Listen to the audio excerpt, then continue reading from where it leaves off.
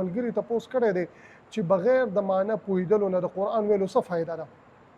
او به مثال ورکړی دی چې د دې مثال خو داسې دی لکه د بار ملک نه یو کس د بل په بله ژبه کې خط ولیکي او دا په هغې پوهېږي نه صرف یې وایي نو د دې څه فایده شوه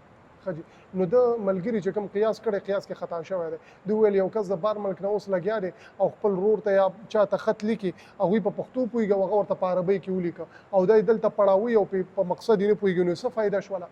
نو دا خط د مخلوق دی او قیاس یې د رب ذوالجلال په کتاب باندې کړی حالانکه صحیح حدیث نبی کریم صلی الله علیه وسلم فرمایي څوک چې د الله کلام یو ټکی ولولي نو الله جل جلاله د دې په بدل کې درته څه ورکوي لس نیکۍ ورکوي او نبی صلی الله علیه وسلم فرمایي چې زه دا نه وایم چې الف لام میم دا یو حرف دی بلکې الف یو حرف لام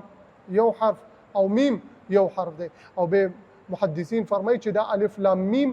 دا هغه الف لام میم نه دی چې حروف مقطعه دي بلکې دا علم تر کیف والا علم الف لام میم دی ځکه چې الف کې درې ټکي دي لام کې درې ټکي دي میم کې درې ټکي دي په دې باندې خو به 90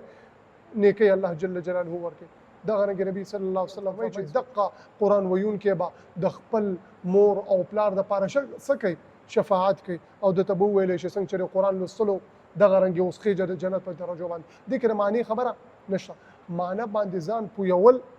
ډیره بهترینه خبره ده خو صرف دا خبره کول چې معنی نه درځي د تلاوت هیڅ فایده نشته دی نو د نبی صلی الله علیه وسلم بې شمېره احادیث چې د هغې نه څه راځي مخالفت راځي